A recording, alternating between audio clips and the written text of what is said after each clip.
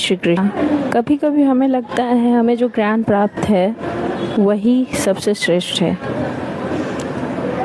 और हमें कभी कभी इतनी निराशा होती है अपने जीवन से कि लगता है कि उसे त्याग दे। अर्जुन सिर्फ एक महाभारत का कैरेक्टर नहीं है, हम सब अर्जुन ही हैं। हमारे अंदर ही बहुत सारे युद्ध होते रहते हैं। हर रोज़ हमारे अंदर, हमारे मस्तिष्क में किसी न किसी बात पे द्वंद्व चलता रहता है और हम लोग कोई डिसीजन भी सही से नहीं ले पाते। तो गीता के प्रथम अध्याय में भी अर्जुन को कुछ ऐसी स्थिति में ही देखा गया है जहाँ वो अपने सामने अपनों को देखता है जिन्हें कभी वो दुश्मन मानता भी नहीं था, और वो चाहता भी नहीं है कि वह युद्ध स्थल में उनका रक्त बहाए। वह उन सबों को हरा कर जीतना भी नहीं चाहता। इसलिए यहाँ कृष्ण उन्हें बताते हैं कि उनका क्या करना उचित है एक क्षत्रिय होने के नाते।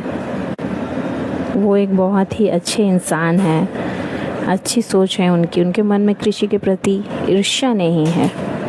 लेकिन दूसरे तरफ दुर्योधन है जो मन में सिर्फ पांडवों के प्रति ईर्ष्या ही नहीं रखता, उनके हक की चीज़ें भी वो प्राप्त करना चाहता है, उन्हें दुखी देखना चाहता है। वो तो ये भी सोचता है कि युद्ध छोड़कर चला जाए, संन्यास ले ले, क्योंकि अपनों से लड़कर फ़ायदा ही क्या होगा, क्योंकि अंत में उसे शोक ही मनाना होगा जब उसके अपने चले जाएंगे। उसे पता था कि जीत उसी की होगी, क्योंकि उसके पक्ष में स्वयं श्री कृष्ण भगवान है। जिसके पक्ष में भगवान है उसकी जीत तो होना निश्चित है। फिर भी उन्हें यह चिंता सताती है कि कल जब अपने हारेंगे तो क्या उससे उनको खुशी मिलेगी? नहीं। उन्हें पहले से जो ज्ञान प्राप्त था उसके आधार पर वो श्री कृष्ण को तथ्य देते हैं कि अगर इस महाविनाश से पुरुषों की हत्या होगी तो स्त्रियों का क्या होगा? वर्णाश्रम टूटेगा, उनकी सतीत्वता छूटेगी। जो भी आधार था उनके ज्ञान का, उसके बारे में उन्होंने कहा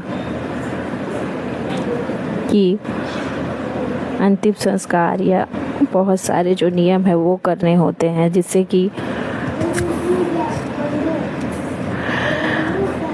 पूर्वजों का उद्धार हो, उनकी आत्मा को शांति मिले। प्रेत योनि से किस तरह से निकाला जाता है उसके लिए भी विष्णु पूजा कर उनका प्रसाद ग्रहण करना होता है। लेकिन कृष्ण यही बताते हैं उन्हें, उनका ये सब सोचना सही था। लेकिन क्या धृतराष्ट्र सही है? सिर्फ अंधे होने के नाते क्या उनकी गलती छुपाई जा सकती है? आध्यात्मिक दृष्टि भी उनकी अंधी है।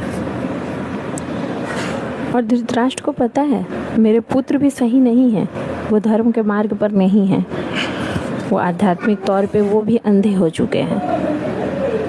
लेकिन फिर भी वो उन्हें प्रोत्साहन देता है। दुर्योधन समझौते के लिए तैयार नहीं था, उसे युद्ध ही चाहिए था। और इस स्थिति में जब सामने वाला युद्ध करे, आक्रमण करे, उस स्थिति में एक क्षत्रिय भाग नहीं सकता। कोई भी इंसान, अगर आप शांत है ठीक है कोई बात नहीं, लेकिन अगर कोई इंसान आपको दुख देना चाहे, परेशान करे, तो उसको उसके विरुद्ध में कुछ करना गलत नहीं है। जबकि गलत करने वालों को डर रहता है मन में। दुर्योधन के मन में डर था, उसे पता था कि सामने वाले पक्ष में श्री कृष्ण जी हैं, इसलिए उसका हारना कहीं ना कहीं निश्चित है। लेकिन फिर भी उसे ये घमंड था कि मेरे पास भीष्म पितामह जैसे सेनापति है, गुरु द्रोणाचार्य जैसे लोग हैं, और इसलिए इतने महान महान मेरे पास जो वीर लोग हैं वो लोग हारने नहीं देंगे उसे। कृष्ण की सेना भी उन्हीं के साथ थी।